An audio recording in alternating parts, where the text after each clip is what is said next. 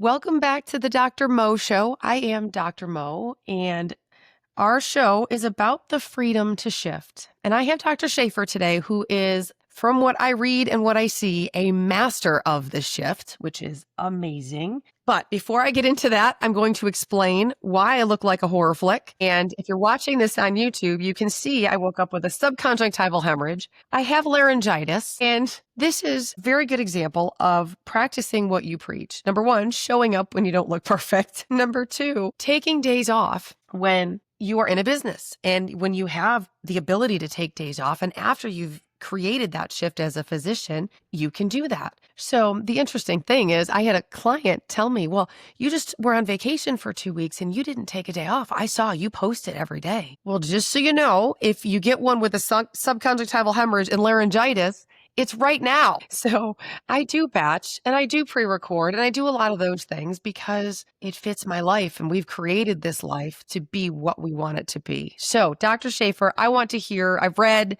I've looked, I want to hear from you who you are, what you've done, and why your life is awesome. Dr. Mo, thank you so much for having me on the show. And I have to say on the top, I love the alliteration of your show, the Dr. Mo Show. How much fun is that? That's awesome. It's really engaging from the very top. So I love that. So fellow female physician, and I would say if I had to say in a line who I am, I'm a woman who reclaimed her story.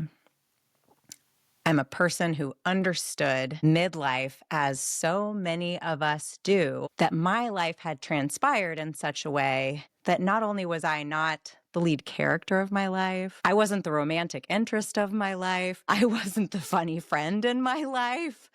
I was somehow like a pillar in the house, but not even on the main level, right? I was like in the basement. I was one of those red poles that they didn't even bother finishing, but that's holding up everything, right? That's what I had become in my life. And that's really one after you've worked so hard, someone like yourself and myself, because you're a physician and you're board certified, you've put all of these years, sweat and tears, emotional and physical labor, lost sleep, delayed time with your family, with your friendships, you have put so much into your life. And when you realize it's not actually yours and that you're not in charge of even the narration, you have to make a decision. And so for me, I'm a person who decided midlife that I could not continue being just simply a foundational piece of everyone else's life that was going really well. It looked really beautiful from the outside, but for me, I was being crushed under the weight of everything. And so I made a lot of changes. I actually sat down. I don't know if you're a visual learner. I really like to sit down with a piece of paper.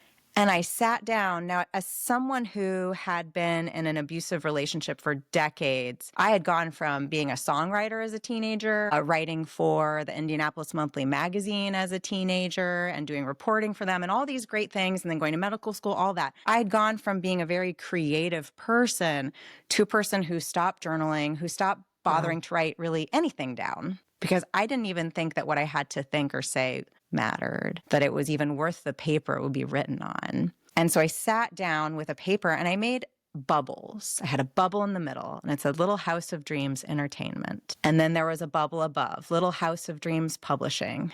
There was a bubble to the other side, Talks with Dr. Schaefer. Then there was a bubble, What's Up Young Authors, so on and so forth. All of these things, the life coaching piece, all of these things. Oh, and I should also put in the music piece because I was reclaiming. It's funny because we just had Taylor Swift recently reclaiming her music. And in a sense, I was also reaching back into that other part of my life and taking this music that I had written, I had created, I'd put so much life force into, but that because someone else had told me that I should, I'd just let go. And so I was bringing that also into the fold and incorporating it into my content, into my show. It's the theme show for my podcast. Is one of my favorite songs I wrote. And so I took all these pieces of my life because I had to break it down, right? Because you can't rebuild without dismantling. And I took all the pieces and I decided now is the time that it's sink or swim. I have to get really intentional about my life because I can't keep doing that. And that's really the beginnings of reclaiming my story. And I think back to that bubble sheet. It was just a few minutes of my time, but I think back to that almost every day because something will happen and I'll think, oh my gosh, I didn't explicitly know that I would have a media group then. But then this thing happened today or last week. That is exactly what I wrote down on that paper. And in part, I think it's because I gave myself permission to say, this is what life's going to look like. I'm going to do all these things. They're going to be interconnected, and I will allow myself to be the fullest version of myself. And I'm going to release any feelings of shame about what I have to leave behind to be this person that I really want to be. I love the bubble sheet. It was your version of a vision board, of course, which for those of us in the life coaching space, the self-help space, I mean, I wanted to be a life coach 25 years ago, 30 years ago. Oh, geez. Before life coaching was a thing, Right. it's just what I always wanted to be, which is really, think about that 30 years ago, telling people you want to be a life coach. You don't tell people that. You say things like, I want to be an athletic trainer. I was an athletic trainer at the time. And then I, went to medical school. And when you wrote those bubbles, especially the visual of the bubbles, those are dreams, right? Those are dreams. And so many doctors I talked to, something you said got me. You said you made a decision, but that's not all that you did. You took action. Even taking the pen to paper or pencil, as it were, taking the piece of paper and creating that vision, that's action. And that's the decision plus action moves. So many doctors I talk to and hear from tell me we fall into not the I'll be happy when, I'll make a change when. I'll make a change when I'm more financially stable, when my kids are older. The best time to grow is when you don't have to. If you're happy in your job, start now. You don't ever have to lose that happy. You can actually build it because we know we're headed for burnout. Everyone knows the stats. I mean, if you're a doctor, you're headed for burnout. If you're a high-performing lawyer, you're headed for burnout. If you're an executive, you're headed for burnout.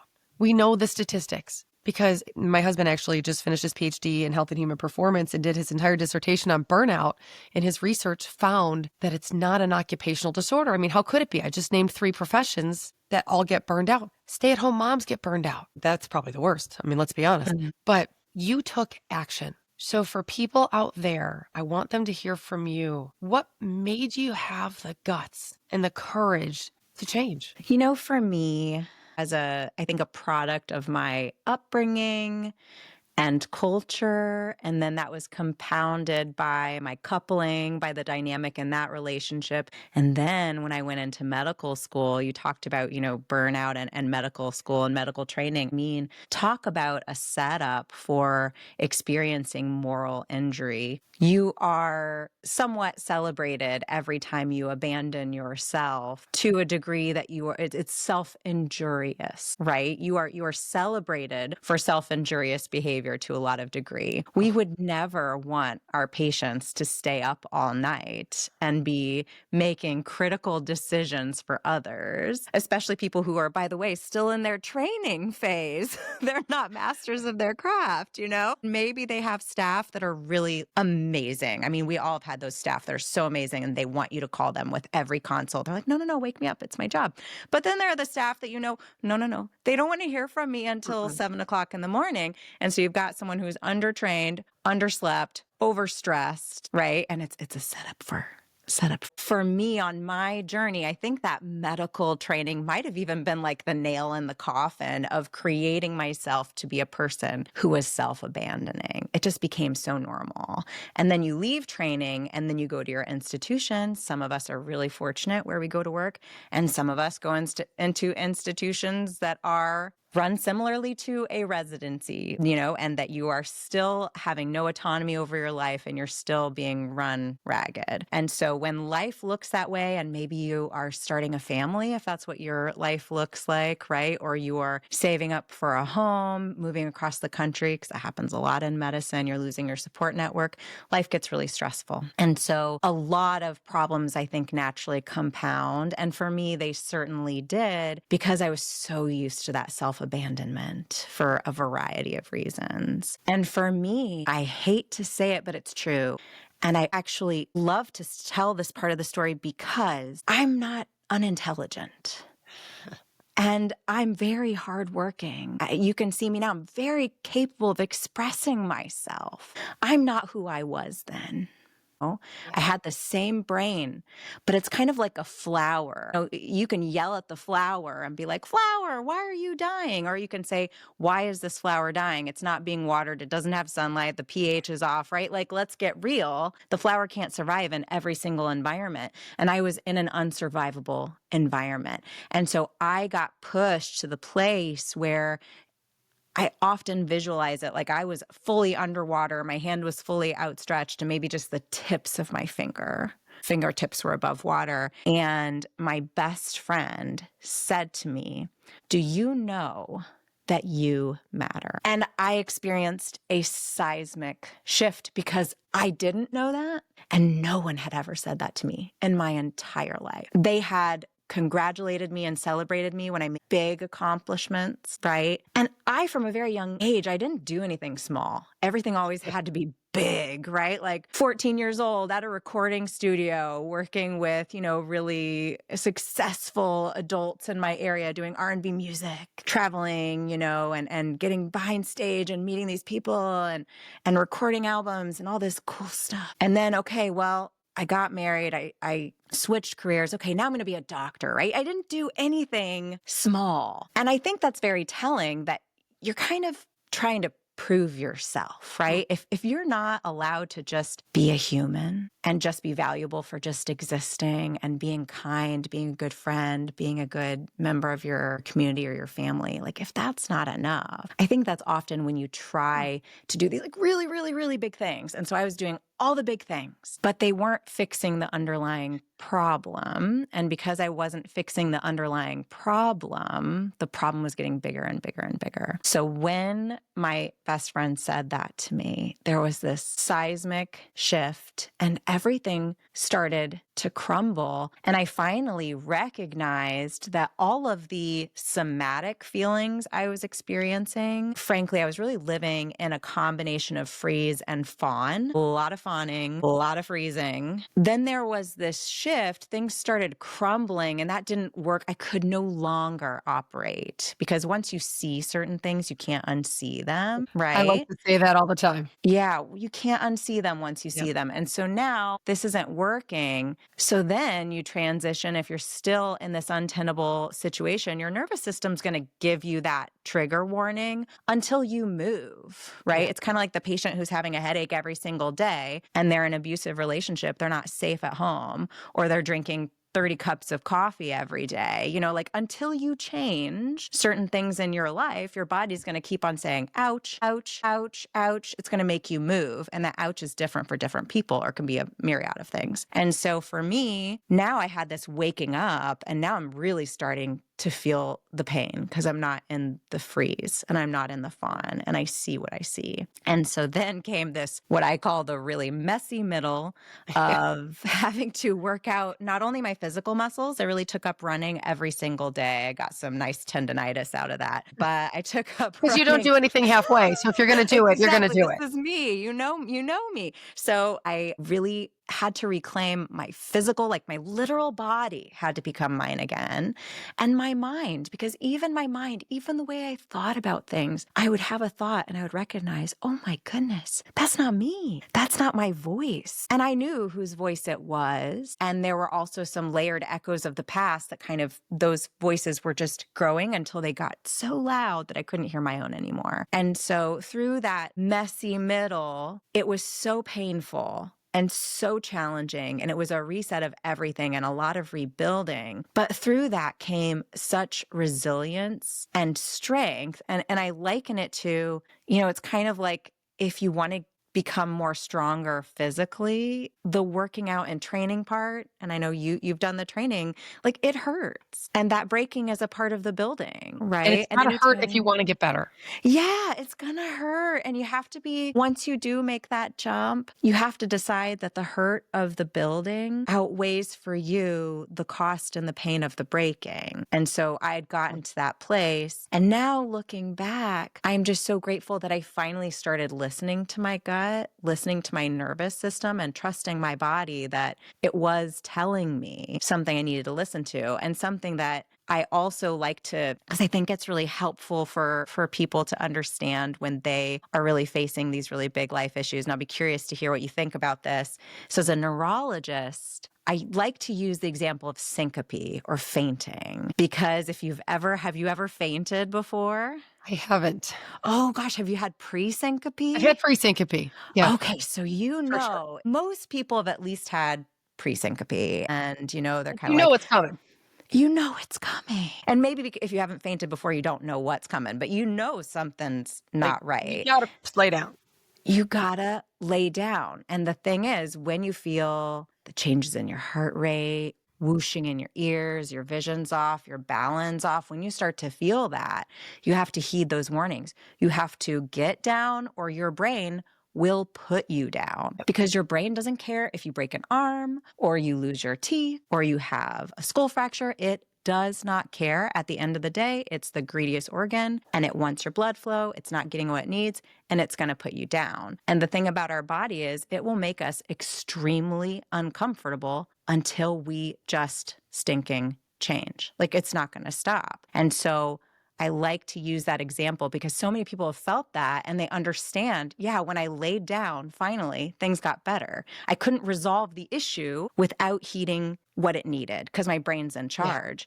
And that goes, your brain's in charge of all the other parts of your life and body too. You have to heed those signs and really listen, and you have to make changes. Like, to grow, you have to be able to go somewhere. A flower can't grow in like a little box, right? It needs to be able to change and adapt. I'm not sure that modern medicine working full time, and because my goal as a physician coach is to keep as many shift working physicians. My goal is to save emergency medicine. I'll be honest, I want to save every emergency medicine physician out there. And I don't think we can do it from the top down. I think it has to happen from the bottom up. But I don't think working full time in the current climate of medicine, number one, it doesn't allow you to lay down, and it doesn't allow you to think of that flower. I mean, I picture that. I do learn visually. Auditory and visual together is perfect for me. And I picture a flower, and I didn't realize how much of a voice I didn't have. And I had a great working environment. I worked for 13 years in the same department. I loved that department. I work nights. I love nights. I love emergency medicine. I still do. I just can't do it right now. I may go back. I'm not healed enough to go back right now. And it's just interesting when you say that, because, and I tell clients is, if you're not prepared to make a change, don't slow down. Because once you start to feel the change you need to make, you can't stop. And I lost half my hair. I got shingles, speaking of neurology. It's the messy middle. It's the messy middle. Mine took me about a year and a half. And I don't want my clients to take a year and a half. I'm like, no, 3 months is really all we're going to tolerate for this messy middle. We're going to push through it. If you listen, if you do what I tell you, please don't take a year and a half, because, again, it's conversations with your family. It's conversations with your cat. My cat's coming up to say hi. But it's conversations. It's over and over again. And for me, even my family was kind of like, could you please just get over this? Like, dude, you changed jobs. It's fine. Go ahead. People change jobs every day. But the identity shift was real. And I'm a Marvel fan. And I don't know if you've seen the new movie Thunderbolts. I haven't. Tell me about it. And there's a line in it where they're talking about depression. And you were talking about being underwater and lifting your hand up and having just your fingertips out. And most of us have been there, whether we admit it or not. We've been there. And some of us don't come out the other side. And I want to honor those people where the void called and they answered. And in the movie, it's a funny line, because one of the characters asked the other one, well, what do you do when you feel that void? I stuff it down.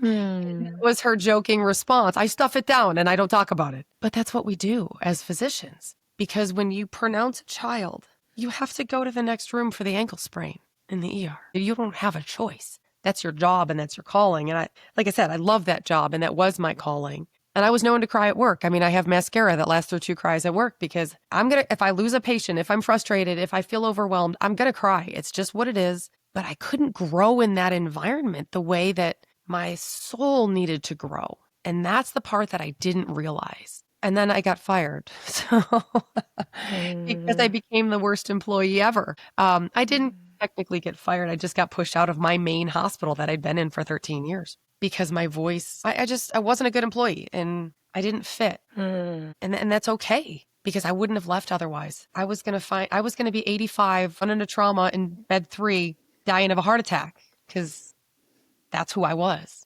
And it probably wouldn't have lived till 85 because I ended up diagnosed with cardiovascular disease shortly thereafter. So, but yeah, I agree with you 100%.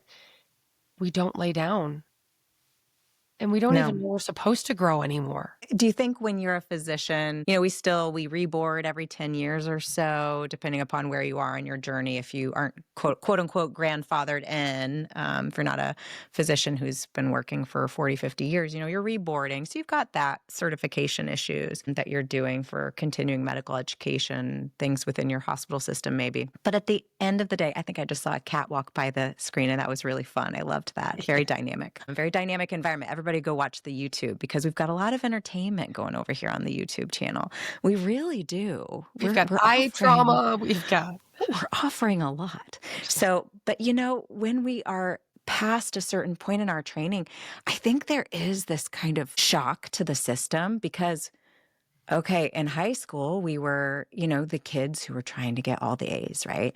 And then in college, we were the kids in pre-med. And in med school, we were the kids vying for the top residency. And I have to be AOA, yeah, because I was Phi Beta Kappa and I have to be AOA. And then, okay, now we're AOA, fantastic. We're president of this student interest group. And we got into this great residency. And now I'm going to be the chief resident. And there are all these little carrots that we're just running after. We don't care how many times they whack us with the stick as long as we get the carrot, right? And then we're in a hospital setting and we're so used to a certain way of living that I think there is kind of this dopamine searching crash, this dopamine crash was oh, what next? Especially when it's like you. And I was in the same situation too. I loved the hospital I was working in. I loved my staff. I loved my patients. I inherited from a physician who didn't work for the hospital, but they kind of absorbed his private practice. So I inherited all these patients with, essentially no changeover, which is boom, new graduate. Here you go. These are all yours after a 35-year history of treating them. Congratulations. Boom. Oh, and by the way, as one human, there's no way you can do this. Oh, and the new patient. So, you get put in these situations. It's kind of like what they say when you start medical school where they sit you down and they often sit the people who've been your caregivers in your life down too, your support system. And they say, so just so you know, medical school is a lot like trying to drink from a fire hose, right? But at least you can focus on, well, I got an A+ on that test and that means I'm number 1 or number 2 in my class. So again, you have that focus. But then when you graduate residency and you're just you're in the thick of it and you've got your practice and you got the RVUs and the incoming patients and you're just okay, next step, next step, next step, next right thing. You're checking all the boxes, but you no longer have the carrot. Mm-hmm.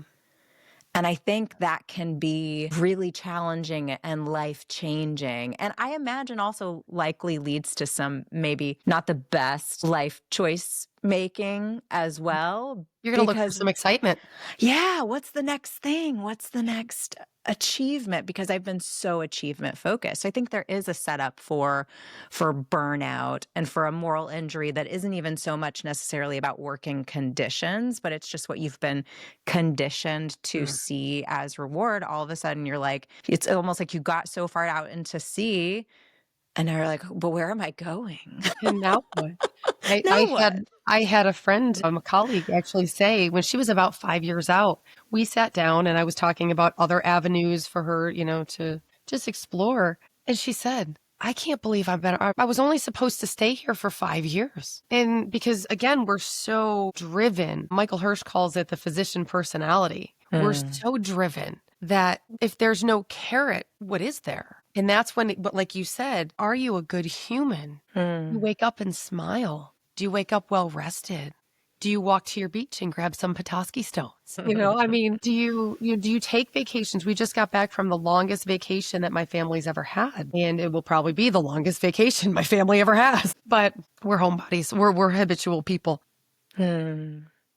And that's okay. We've really, and my husband's a physician as well. He still works full-time emergency medicine. And we have seen over the years, we've been together for 30 years. And I don't mean to sound like that when I say it. It's just a long time. And we've gone through iterations of us as very different humans. And when we got back from this vacation 2 days ago, we talked about this. We actually canceled another trip because we crave that simplicity now. That wait, I don't necessarily need a carrot. Sure, I've got business goals because I want to change the world, but I don't it's my carrot. It's my bubble.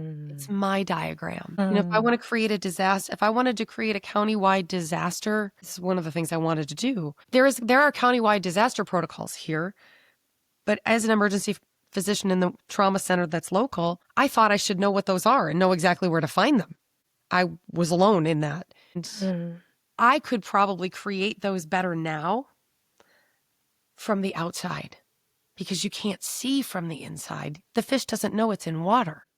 Yeah, I love that. That is so beautiful. I just felt so much peace hearing you share the realizations that you had. And I love that for you. And I feel like now I get asked a lot because I'm no longer chasing the carrot. And I think it's easy to say, okay, well, Schaefer, you're talking all this stuff, but look at all this stuff you're doing. Are you chasing new things? And the way I see it now, the way I experience it is I'm just not stifling the parts of me, the creative parts of me. And if I see a place, because being of service is really key to my feeling of joy and fulfillment, and no longer literally giving out a piece of my body for it to be cut off in service. No, but being of service with my gifts and my passions is really important to me. And so now when I decide to write a book, or when I ask wonderful people around the world to join me in writing a collective story, when I create content for a charity or a business that's trying to share their story, when I produce the podcast,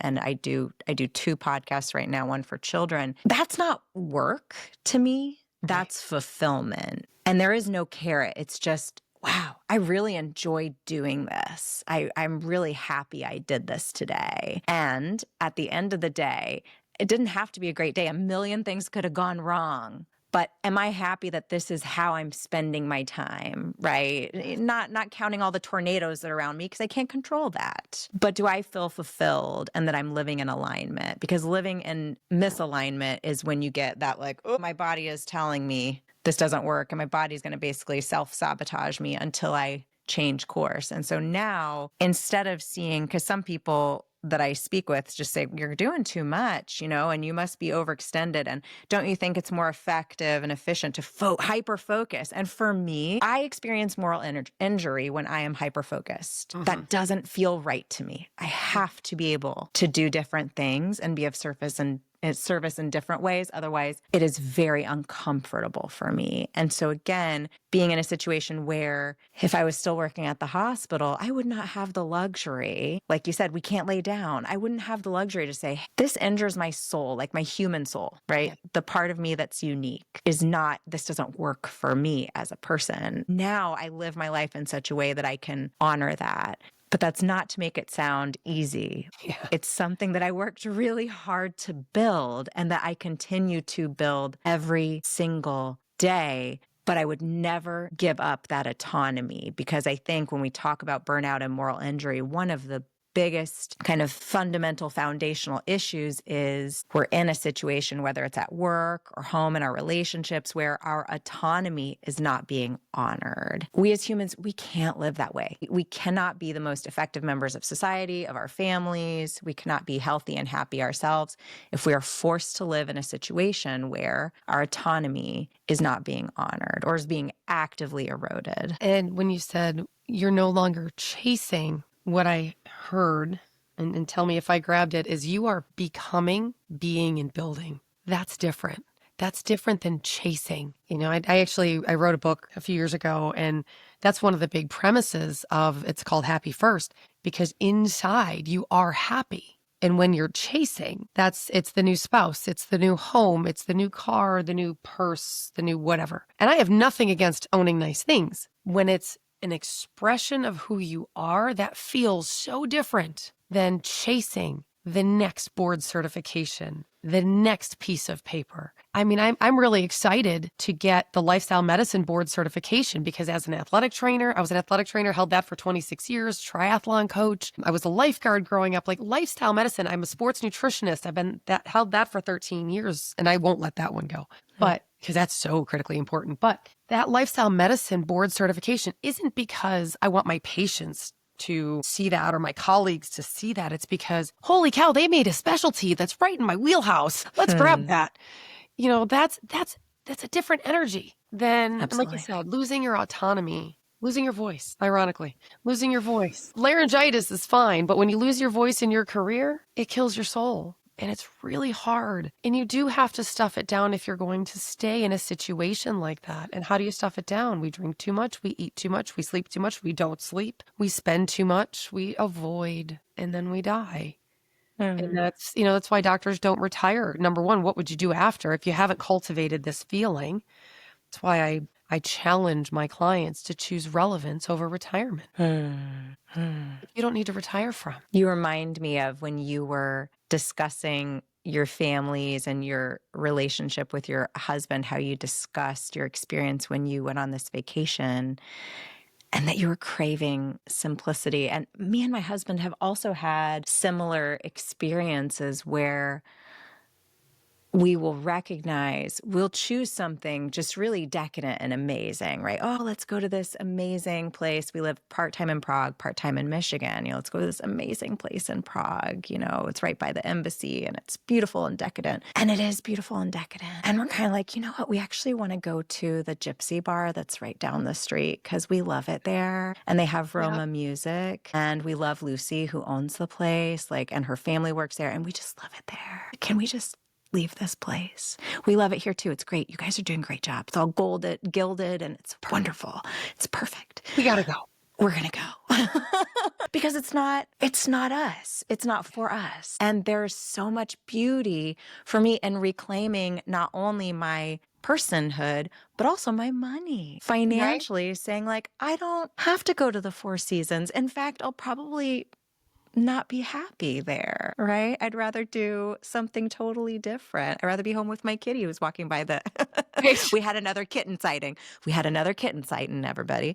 So, sorry for people who aren't watching the YouTube, a kitty walked by the screen. I'm so fascinated with this because I can't let my dogs into my recording studio because one is still a puppy. He's just over a year. His name is Prince, and he is so loving and so fun, but also so crazy. My daughter got him a little tag that says cute, but psycho, but cute. Love it. It's true. And then we have our elderly, a golden retriever who we adopted from neighbors because they unfortunately both passed away within just over a year's time. And he was already a big part of our family, so we adopted him. He's over 100 pounds and he thinks he's a lap dog. So Prince would be probably eating my equipment and Rudy would be here. I can just picture it. I can picture the melee right there. He would be here and you'd probably see just the top of my head because he's pretty sure that he's supposed to be in my lap at all times. So go back everybody and watch the kitten because it's really, really adorable in the video. But yeah, when I heard you talking about that, it just brought this swell of pride in me about getting to a point in my life where I just do the things I want to do. For me, my foam, not fancy paddleboard on a nice clear night. It doesn't have to be the $2,000 paddleboard. It can be the, cheap foam paddleboard because I can carry it easier.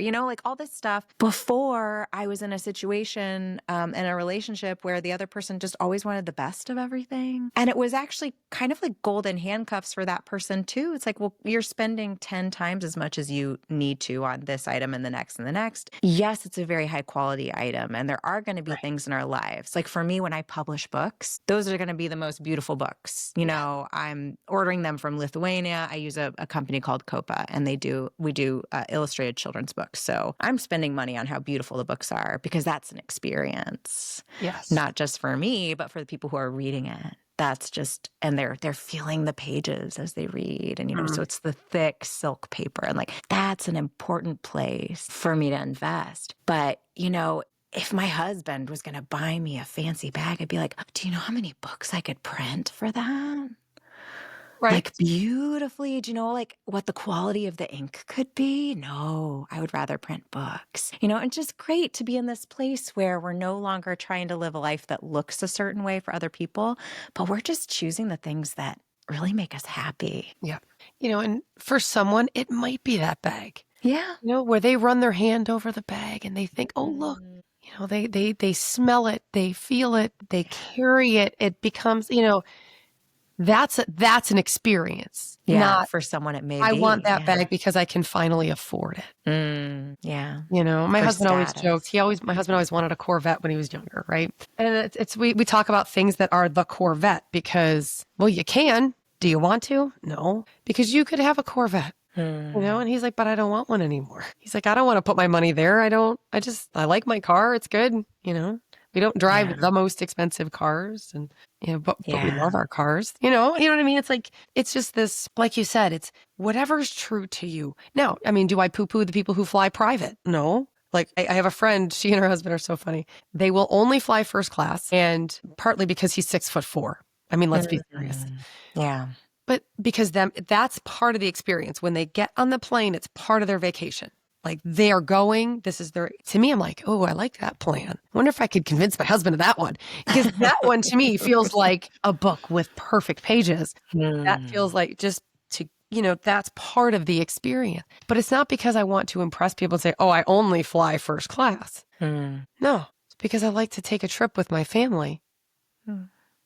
Yeah. And that's part of that experience. It's just a very different way of living. Like you said, it's not chasing. We're not chasing the carrots. We're just having them for dinner. No, I think, it makes me think, because we're both coaches, when you coach, you can't chase someone. You No. can't chase them. That's the opposite of what coaching is. And I think that's often what maybe some breakdowns in communication as a physician and patient relationship is, that you are kind of trying to chase. You're in a crunch for time. Yeah. You need to get certain data. You don't have the time and space to develop that relationship and get the real data, right? We have all these checklists we have to go through. How we know that, for instance, alcohol usage reporting, it's not accurate. No. Right? We literally know when someone tells us 2 to 3, we're like, okay. And Yeah, I know we're what you all mean. doing the math. Like, because we know that the answer isn't the answer because of shame, et cetera. It's also because we haven't developed that relationship and we don't approach it from a coaching sense. I really wish, I'd be interested in your insights on this too. I really wish that coaching was a standardized process that everyone would go through, not only just in business, but in medical school. Because I think if you understood the elements of coaching, it would better serve you to survive and thrive in modern medicine, because we have switched. By the way, we still have a lot of people teaching medicine who still we're practicing and maybe even still practice in a more paternalistic fashion, right? We're kind of sunsetting that, but it's still a part of our academic institutions just by default. And then you have a group of people who were taught, no, don't do that. That's not okay. The person has autonomy, but they also don't have the time or the experience to help guide people to come to the answers to those questions of what they want to do. And the thing in medicine, in emergency medicine, and neurology, if you are overburdening someone with choices that they are not, they're just encumbered by the weight, but they're not empowered to really, truly answer. This isn't what cough medicine do you want to take to help you through the next 5 days, because you're going to get better no matter what. Right? You have multiple sclerosis. We have now so many options to treat you. They all have different side effect profiles. They all affect your lifestyle differently. I have 5 seconds to tell you about them. Which one do you want me to order? And by the way, only A, C, or F, because your insurance won't let you have the rest of them. You know what I mean? And so actually you have a choice, but your insurance But actually, you really don't. You really don't. really don't. Or you have a choice, but it's between that and your mortgage. So take your pick. Exactly. So we're smart enough and empowered enough as physicians to understand that it's the patient's life now and not to try to force them, but we're not necessarily helping them navigate waters that they don't have a map to, So it's interesting that you bring that up, because I run a remote lifestyle medicine practice. That's my primary doctor job sort of right now. Mm. And I say sort of, I have colleagues who work with me. I don't really know exactly what my job is right now. I mean, I do and I don't, but it's like you said, people say, aren't you doing too much? I'm like, nope, having a blast. Thank you very much. But I believe that every medical interaction out there, and here's the thing where I do chase patients, and I've finally come to the realization that I cannot do it. I cannot chase patients. I cannot chase colleagues. I cannot chase clients. They have to come to me and do the work. But I believe every medical intervention should be presented with and backed by coaching, which is that's why I do my practice the way I do. And it's why I teach physicians. They're like, well, I don't want to become a coach. And I said, well, you're going to have to, because that's the way to get your expertise to actually help people change. Because we do, in my practice, we do a Wednesday night happy hour, 7:00 Wednesday. It's been happening for years. And some people just come at the beginning of their journey. Some people come, we have people who've been coming for 2 years solid every Wednesday. And because, we talk about that's where the life coaching happens, right? Lifestyle medicine isn't just about the medicine. It never is. Yes, I can give you a prescription for whatever it is, but if you don't shift those behaviors as a patient, my doctor clients, my physician clients, they were all patients too. We know this, and we forget. We sit at the top and we sit on that pedestal holding up the house. We're that pole, and thinking Sad that red pole. that's bad red pole that we used to skate around on roller skates in the basement. Exactly. Or try climb and fall off of. Yep. That's what you say, the red pole. It's so funny because I actually had someone say to me, I really admire your ability to turn a situation around and think positively about it. So I think the red pole, and I think, no, I used to skate around those on roller skates. That was fun. But did you want to be stuck in the basement? You got to leave. You got No. to take the skates off and go. And there's the pole Yes. holding it up, you know? And then I'm there's a still world here. out there with sun and flowers It'll and never know. beaches. Yeah, for real. Yeah. So thank you so much for your time. I could talk to you forever. Same. Where can people find you if they want? First of all, I love the publishing. Just makes my soul smile. It's just, I love books. The smell of books, just books. I have to show you my newest one. So this one's the life coaching one that came out.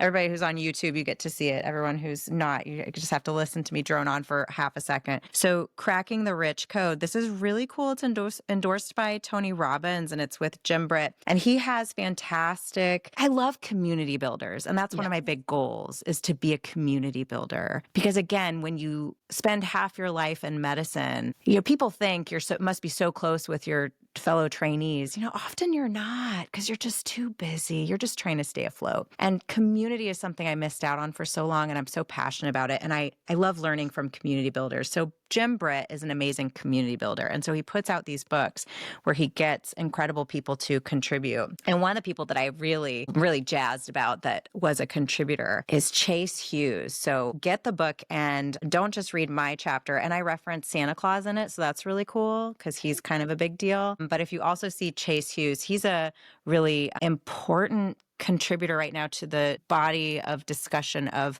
body language and understanding that and safety, which I think is really important. And it's especially important for physicians. It's a dangerous line of work. Being good at understanding body language, another thing that should be taught in medical school for safety that's not often and could be really key for helping set off the trigger warning that something not good might be happening, and we're all going to put our hazards on and maybe make different choices. So there's that book. And then the other recent book that came out is my first children's book, and it's called The Boy and His Brightly Colored Blocks. And it's about a little guy he's a 4-year-old little guy. He's in preschool, and he loves his brightly colored blocks, and he dislikes anything that takes him away from them. He has what's called pathological demand avoidance behavioral profiles, which is something that we are learning more and more, especially if you're a TikToker. If you're on TikTok, people talked a lot about PDA recently, and I thought that was really, really cool. Adults were talking about it, but I think often little kids are framed as being bad when they have these demand avoidance behaviors. So I wanted to write a book that not only helps kids to see themselves and kind of take the shame out of their behaviors, but also there's modeling by the parent in the story of maintaining that calm mom maintaining that presence that can be just a seed for people who maybe didn't experience that growing up. They don't Mhm. necessarily know how to do that. That wasn't modeled for them, right? So just a seed both for child and for parent to try to help open those discussions and maybe think, is there a different way we can handle these big behaviors instead of just saying, this is a bad behavior, my kid's acting bad and I'm a bad parent because they're acting this way. No, none of that is accurate. We all have this full rainbow of emotions. And like you said, when you needed to cry at work, you cried. What a sign of emotional intelligence. Because the stuffing, that helps nobody.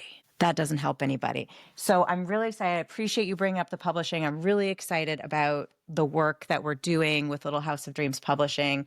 If anyone wants to learn about the books or they want to work with us on either telling their story or content for their podcast, their brand, anything, you can reach me at drschaeferstedronova.com. And if you just Google Talks with Dr. Schaefer or Schaefer Stedron MD, you will find me. I'm kind of everywhere at the moment because I just had a book tour. So there's a lot of content out there for everybody. But I would love to have you follow along with the show and the social media and contribute because I am really hopeful to build a community of storytellers and people who are passionate about reclaiming their stories. I'm so appreciative to be on your show, Dr. Mo, and to share this story. And it has been so awesome. I feel like we could have a little offshoot and we could just chat all the time about everything. It would be so fun. Absolutely. Absolutely. I hope we get the honor to have a repeat episode and just explore more as our lives kind of keep going and building because this has been a fantastic time. Thank you so much for your time. And for the listeners, don't forget, tell your own story. Don't stay stuck. You're actually driving the bus. And we'll see you next time.